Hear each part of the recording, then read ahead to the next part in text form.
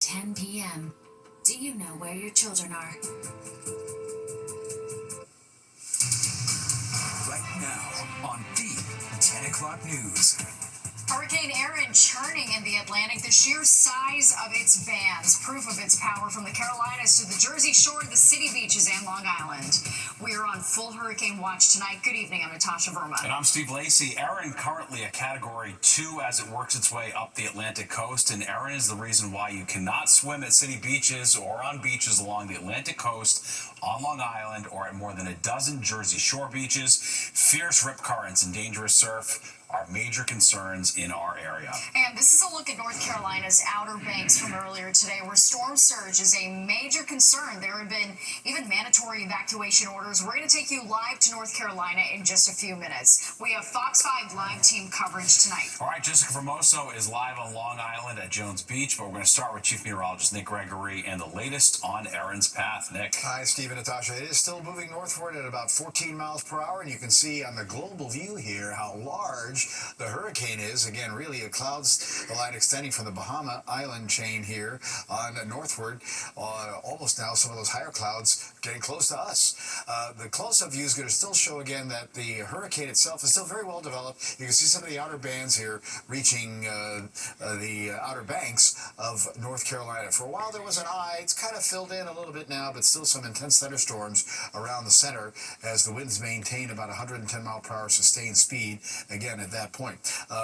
Now latest position 245 miles south-southeast of Cape Hatteras, moving to the north at again about 14, and it continues to sort of clip off to the south and east of our area, but as a Category 2 hurricane, you got a large wind field. We'll see potential tropical storm force winds brushing the Jersey Shore and maybe in eastern Long Island. Those winds meaning at speeds of in excess of 40-45 miles per hour in sustained versions, and certainly those gusts will get up that way. Then the storm goes up into the North Atlantic, kind of weakens. Maybe a problem for parts of Europe, though.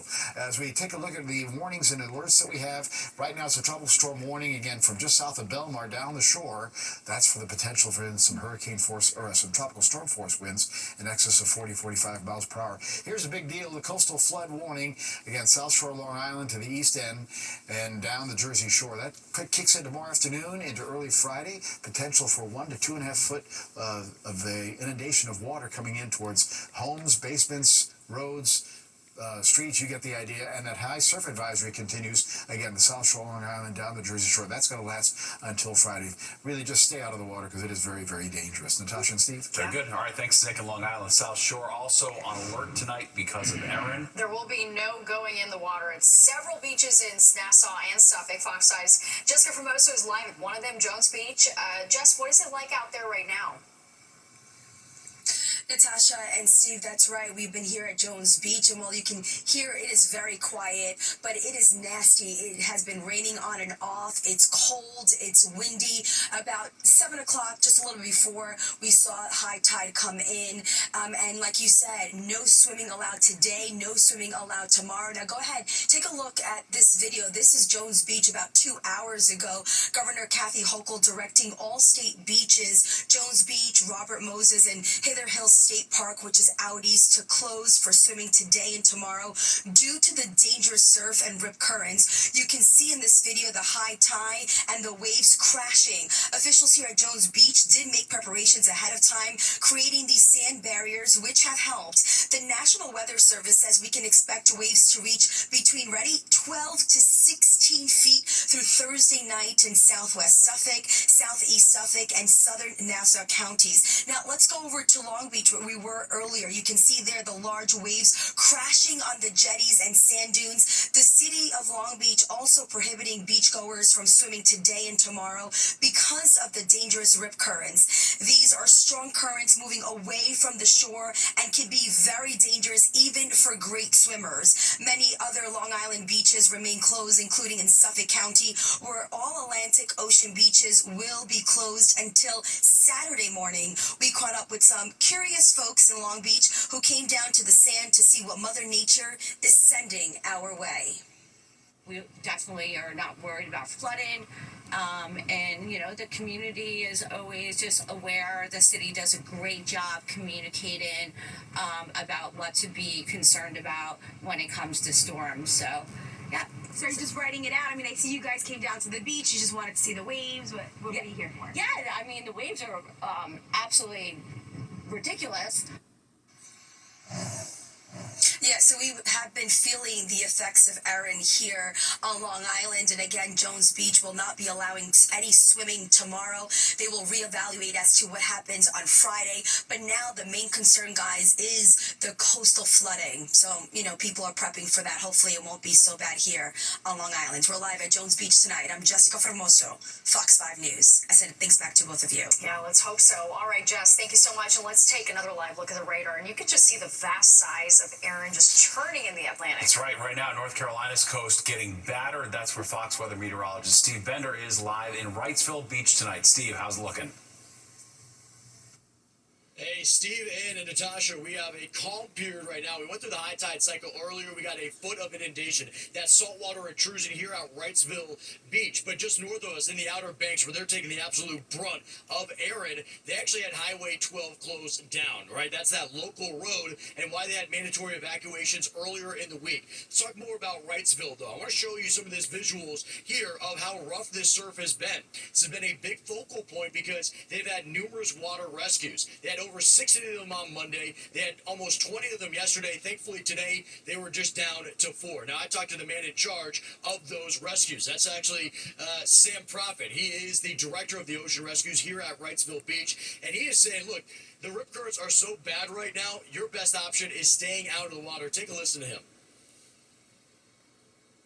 Currents are extremely strong. They're, very prevalent throughout the stretch of beach. So it's just very dangerous time this week to be in the ocean. So, if you're looking to go out and swim, we highly advise you not to get in the ocean. Yeah, and this is going to continue not only just tonight. We're going to go through multiple high tide cycles, likely persisting into the weekend. We have aerial video from his team that shows you a drone vantage point. In all my years of experience, this is the best depiction of a rip current that I've seen. And Stephen Natasha, he said this was 2 to 3 blocks wide. So imagine you get pulled out about 70 yards out into the ocean, and then you have to swim parallel 2 to 3 blocks. It just shows you how intense this storm is, even though it's hundreds of miles away from us out in the Atlantic. The wind field is 700 miles wide, and all that energy is getting thrown on shore. Our high tide cycle here is at 8 a.m. tomorrow, so not only for us here at Wrightsville Beach, but the Outer Banks prepping for that saltwater inundation and for 50 to 60 mile per hour winds. We'll be watching it every step of the way as this storm evolves. Steve, Natasha, back to you. Yeah, very well. Serious stuff. Yeah, fierce storm, no doubt about it. Thanks, Steve. And here at home, New York City beaches are still closed to swimmers. This is what it looked like at Rockaway Beach this afternoon. Practically empty for good measure. Now, we did see some surfers with those big waves. Rip currents are really strong. I'm exhausted, sorry. Like kind of out of breath. But the current is really flowing, so yeah, it's very difficult, very dangerous. If you don't know how to swim or you're not an advanced surfer, do not get anywhere near the water.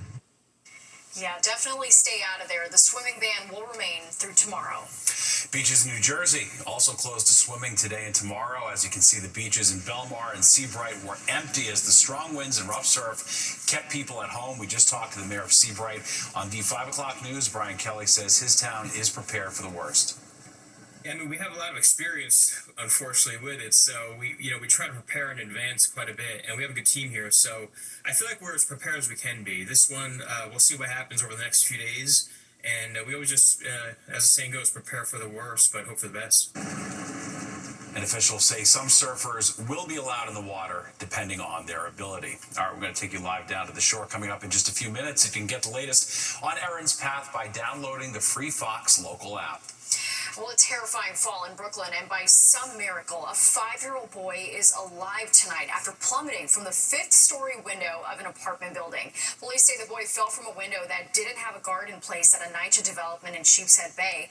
Neighbors say that there's usually an air conditioner in that spot, but the family had it removed as the weather cooled down. Police believe the boy was playing with a toy at the window when he slipped. The boy was conscious and alert when first responders arrived. Neighbors told us they've even babysat the boy who fell.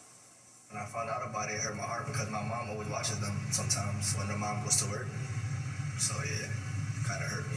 He's okay. He just has a broken arm. She's a good mom though. Takes good care of the kids. Doctors tell us he made it through surgery successfully. He's now in stable condition with a confirmed head injury and an arm injury. 2 construction companies have been hit with lawsuits in connection to the deadly Legionnaires outbreak in East Harlem. They're being accused of failing to protect workers against the bacteria. That lawsuit alleges the cooling towers at a hospital were filled with rainwater after storms back in July. The water was left untreated, which allowed the bacteria to spread, making workers sick. One of the plaintiffs in the case says he initially thought he had food poisoning before being diagnosed. What about my coworkers that were over there kept texting me, what's happening, what's going on? I asked them a simple question. Did they tell you that I was sick? Did they warn you? Did they put any safety precautions in place? No, they said nothing. This is why you come forward and say something. I'm going to retire in a year. I don't give a damn. What are they going to do with me? Overall, 5 Harlem residents have died, 12 remain hospitalized, and more than 100 have contracted the disease.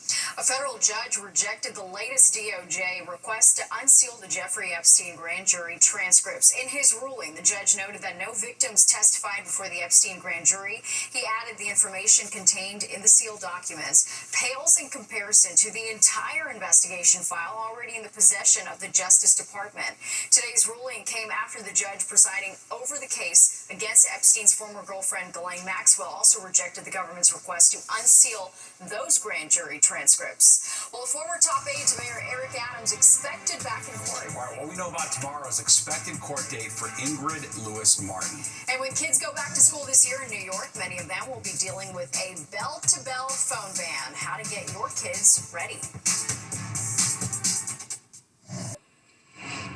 Well, we are tracking Hurricane Erin. Intense waves slamming the East Coast. Right now, North Carolina is bearing the brunt. We'll see the worst of its impact tomorrow. All right, we want to go live now to the Jersey Shore, where Erin is making a mess of some of the last few precious beach days. Chris O'Connell is live in Cape May, a major tourist destination where Erin is disrupting everything from swimming to ferry service. Chris, what's it like out there tonight?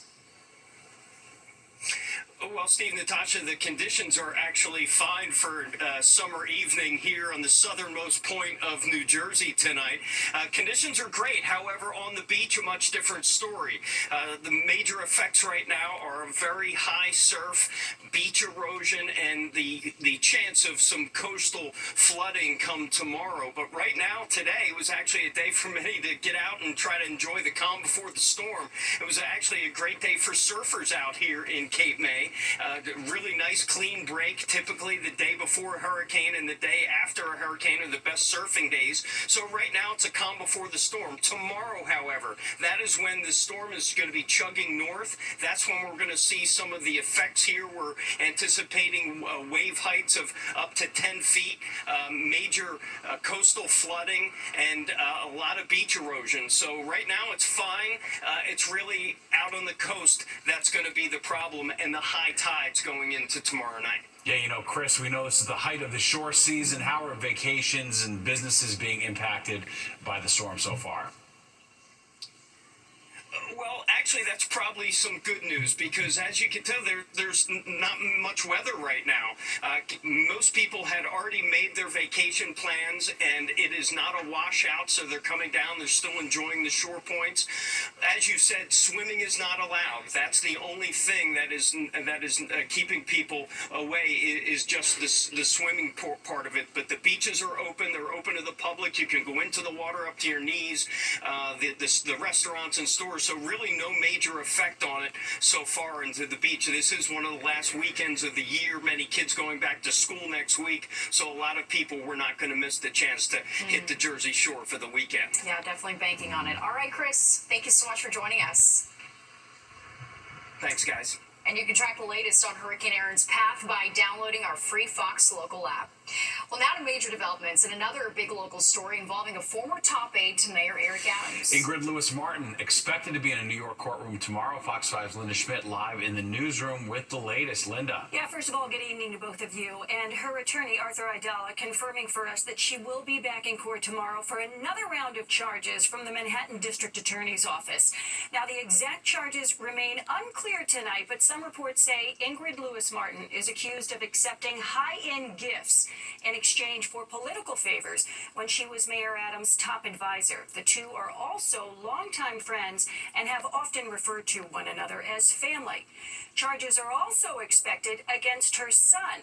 Now, this is video that you're looking at right here back in December after she and her son were charged with corruption and bribery by the Manhattan DA's office, and she abruptly resigned from City Hall.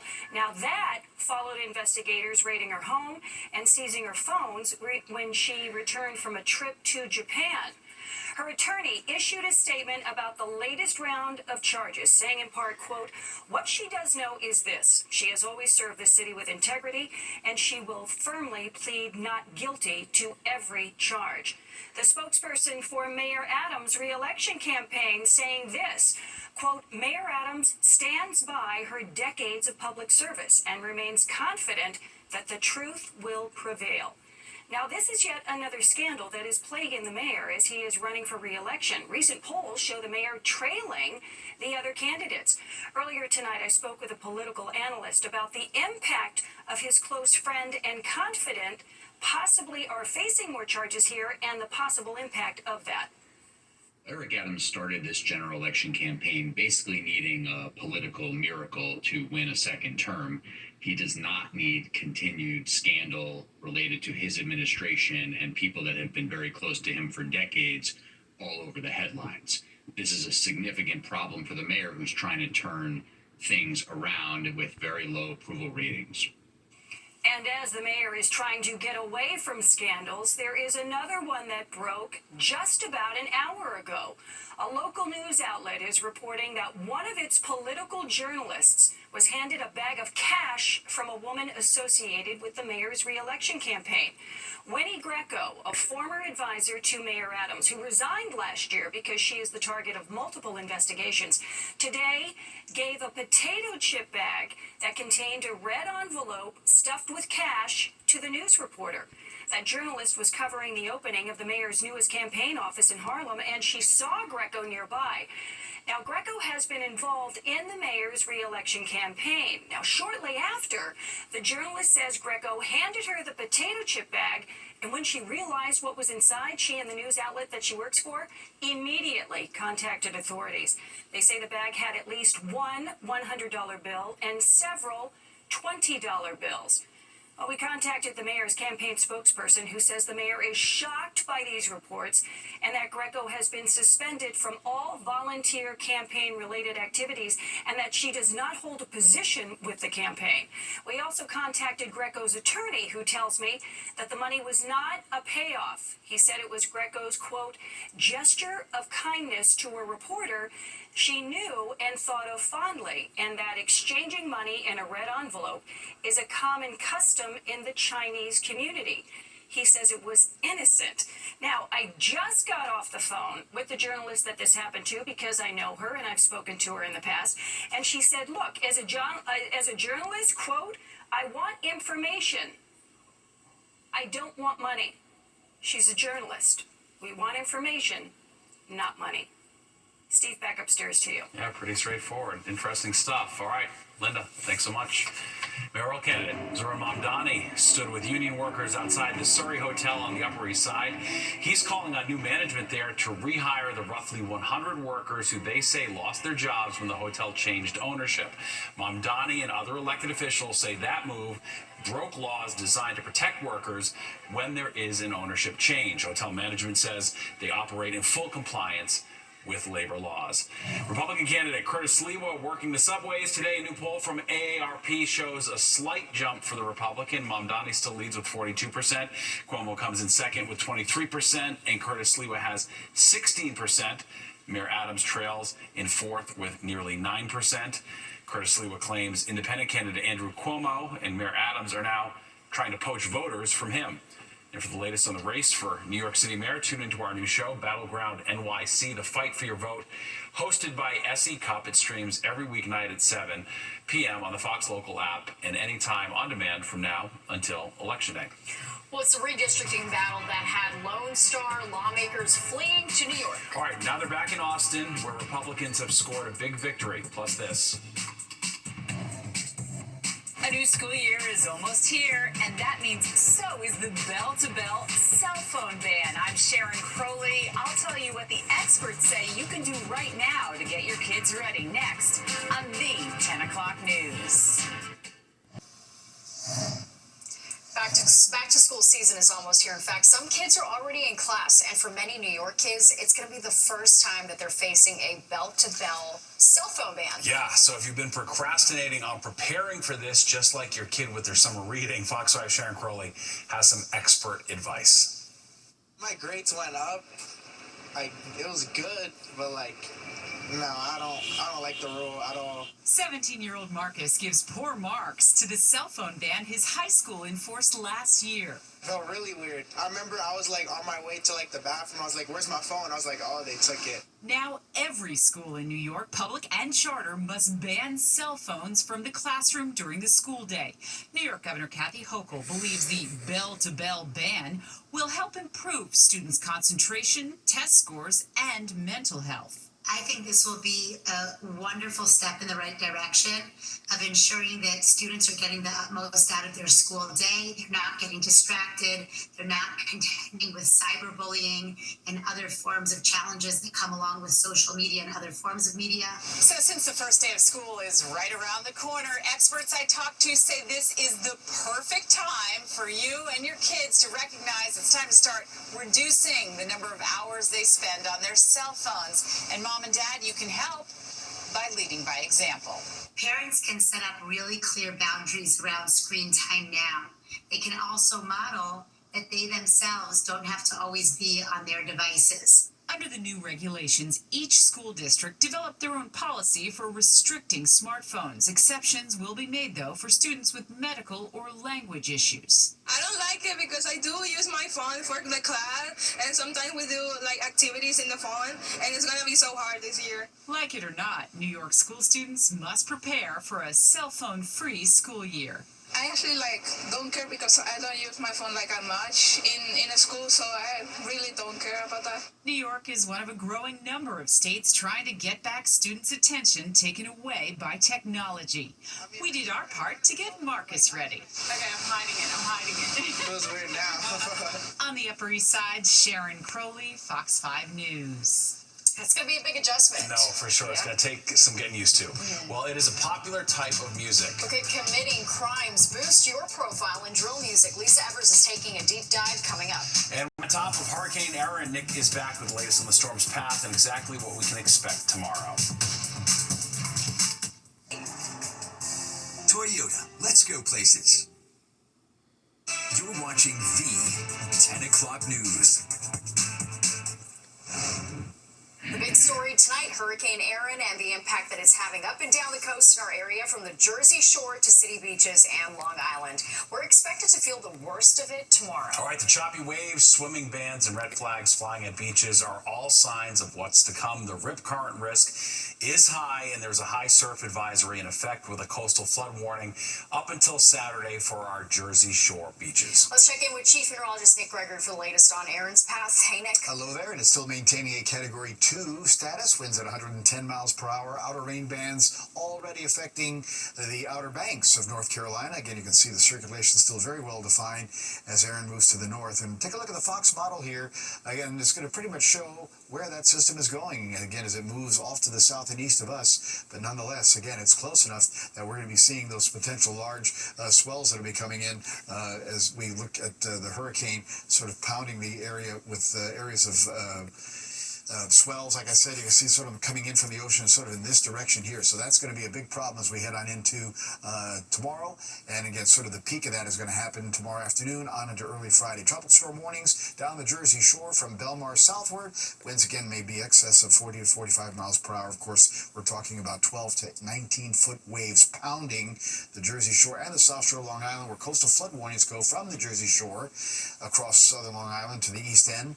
And that's from about tomorrow afternoon into early Friday, a little longer at the Jersey Shore. Could have 1 to 2.5 feet of water sort of coming in on those low-lying areas, so that could be a real big problem. Coastal flood advisory for the city of Long Island Sound, and that heavy surf or high surf advisory continues the South Shore of Long Island right on down into the Jersey Shore. That's going to be until Saturday probably. All right, tomorrow maybe a couple of showers in the morning. Our local forecast, cool in the 70s, low 70s, but that's much better for Friday and Saturday. Natasha and Steve? Yeah, that looks good. And track Hurricane Aaron along with Nick by downloading the free Fox Local app.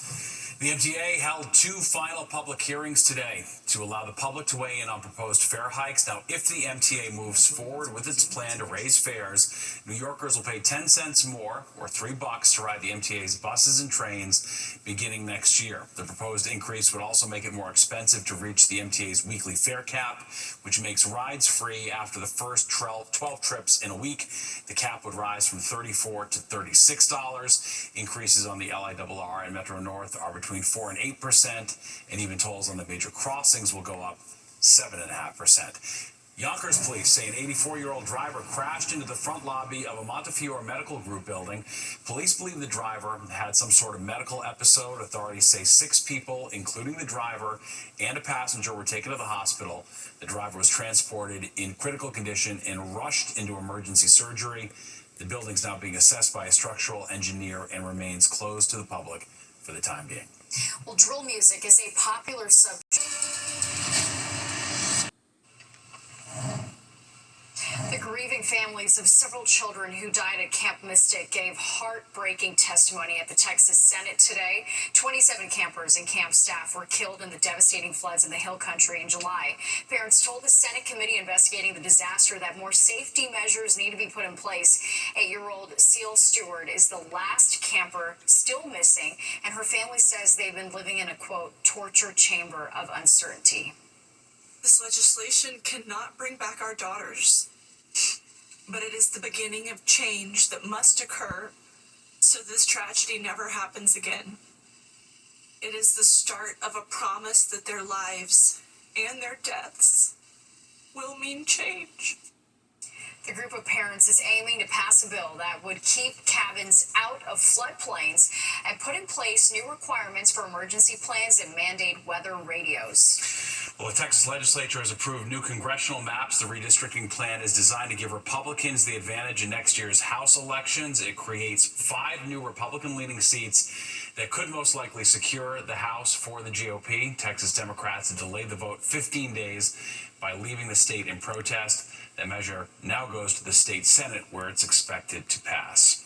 Well, it looks like we're entering a new chapter when it comes to reading for fun. That's right. The surprising new stats leaping off the page.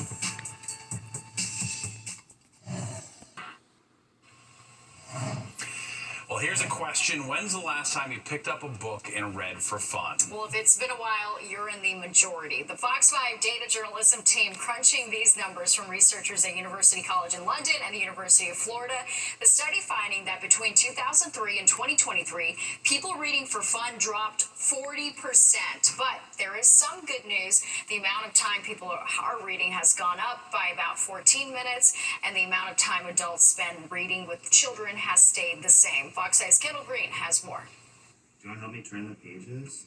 As a father, Primo Lasana puts an emphasis on the value of reading for his 1-year-old son, Arthur, before he ever steps foot in a classroom years from now.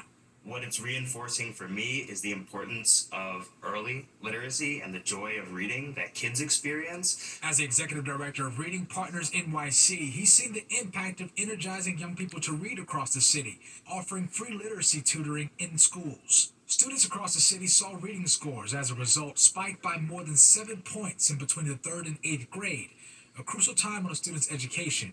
You're 4 times more likely to graduate from high school if you're reading on grade level by 3rd grade. This is Trusty Sarcophagus by Rene Ricard. India, an avid reader, echoes that same sense of love for literature. I think it takes me to another place. Ever since I was little, it makes me calm. While she's a regular at the Mast bookstore in the East Village, she's in a shrinking minority in America. A new study from researchers at University College London and the University of Florida found fewer people are reading for fun, sharing. From 2003 to 2023, reading for pleasure fell by 40%, as reading for leisure trends downward among Americans. At its peak, in 2004, reading for leisure was at 28%, and it declined 3% each year, plummeting by 40% by 2023. Surprising stats for employees at Mast Books, given the joy they get from reading. It's nice when people come into a space and get to see books themselves, and people who work here can recommend things and have a conversation about them. She and Lizana both just hope the joy and benefits of reading don't skip an entire generation who, based on the study, could likely miss out. We want a stronger voting population. We want a stronger workforce, and we want a stronger society. In order to do those things, we need more people reading. Kendall Green, Fox 5 News. Yeah, that's the reality of it And all. now the phones are changing everything. Yeah. Well, you got to keep reading, no doubt about it. All right, let's go talk about the weather now. Of course, we are getting ready for another day of Erin's wrath along the coast. Yep, Nick joins us now for a look at that. We can stay indoors and read books. There you go. Perfect. Right? That looks like a good idea to me. And maybe we want to do that this evening, too, because we have some rain that's still out there, although it's starting to wind down from the city on south and west. But you got to take a look at LaGuardia Airport here.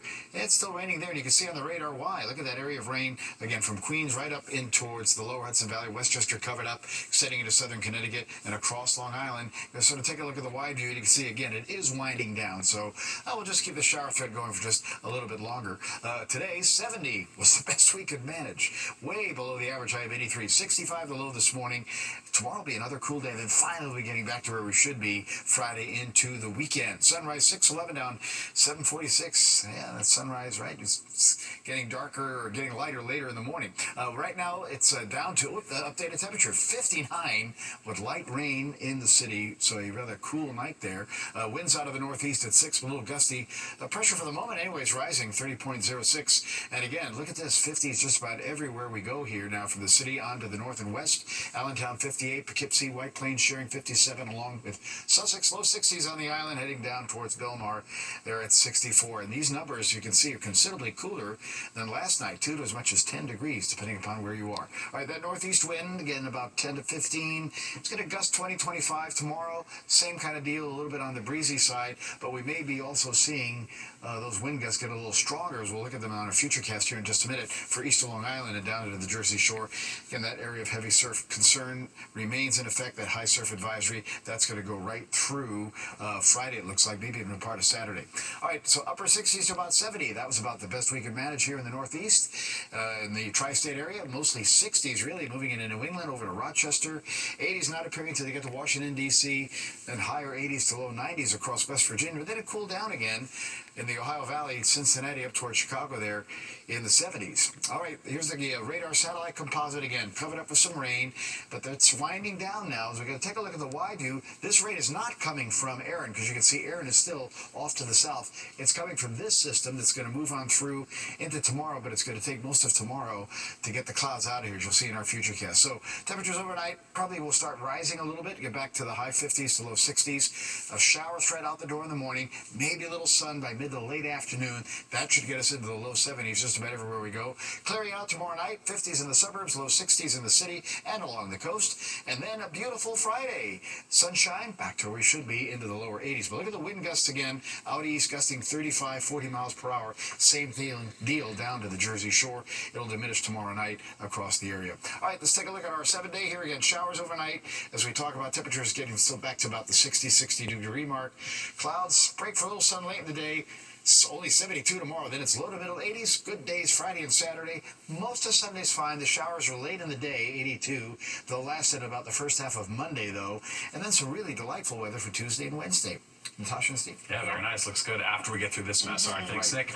The Little Leaguers from Fairfield, Connecticut, heading to the U.S. Championship game after defeating Las Vegas, but it wasn't without a comeback performance. The team would take the lead in the fifth after being down by 3 runs. Fans back home not afraid to show exactly how they felt.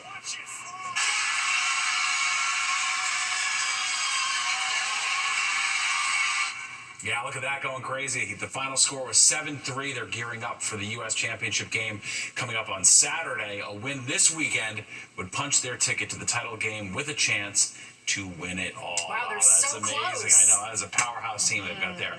Well, it is the surprising must-have summer fashion staple. Yeah, if you've been seeing a lot more jean skirts, you're not alone. What's behind their epic return to our closet? We are opening up the Fox 5 Style File tonight with another throwback look that is trendy again. Ooh, Style File. I like that. Well, Liv Johnson has a skinny on the return of the jean skirt. It's something we hear time and time again. Fashion trends are cyclical. What goes around comes around. And this summer, Y2K style has been all the rage, including jean skirts. I decided I had to check this out for myself, so I went to Screaming Mimi's Vintage in the West Village. As you can see, we're stocked. Call it nostalgia, or maybe it never even went out of style in the first place. But regardless, more and more people are hitting the streets in their favorite jean skirts. It's hard because, you know, they were definitely doing denim skirts like in the 60s. Like this one is a 60s piece, and it was more about the patchwork and the personalization. I would say the kind of cut-off ones, definitely like late 90s, Y2K. So here we have the very classic jean skirt. You dress it up, you dress it down, you can put heels on with it, you can wear something that's not a dress on top of it. I just rolled up my dress to try this on. I mean, what's better than a classic denim skirt? It's super easy to just throw on a denim skirt because it matches with pretty much everything, and when I ever want to feel or dress like Y2K or late 90s, like that's usually what I would go for. To me, denim is a good way to kind of explore personal style because it's a base piece and it kind of matches everything. So, yeah, to me, whatever feels right is how you should wear it. Liv Johnson, Fox 5 News. Wow, I don't know when denim skirts were out. It does go with everything, no doubt about it. All right, there's more than 10 o'clock news straight ahead. We'll be right back. A special moment for an NYPD veteran, courtesy of the New York Jets. The team making a surprise announcement about next month's home opener against the Pittsburgh Steelers. The Jets naming NYPD Deputy Inspector Andrew Lombardo its veteran of the game for the first game of the season. Inspector Lombardo serves as a command sergeant major in the U.S. Army Reserve. He also served in 6 overseas deployments that included Operation Desert Storm. Well deserved, yeah, absolutely. Indeed. Nice. Thank you for your service. All right, let's get one last check of the forecast now. Yeah, it's going to be a busy 24 to 48 hours around your neck. Yeah, certainly will be, especially again, really for those along the coast. Overnight, there's still the risk of a couple of showers. I think the thunderstorm threat is gone, though. 50s to about 60 most areas, so kind of a cool night. Tomorrow, again, cloud showers, or risk of a shower anyway in the morning. Maybe a little sun later in the day. Temperatures get only back into the low 70s. Finally back where we should be by Friday, 82, Saturday, 84. Most of Sunday's fine. Showers late in the day into Monday morning. And then some nice weather comes in for Tuesday and Wednesday. But again, very careful with the surf tomorrow. Don't go into the water, please. Not a good idea. Yeah, no, indeed. All right, thanks, Nick. That does it for us tonight. Have a great night. We'll see you tomorrow. Take care.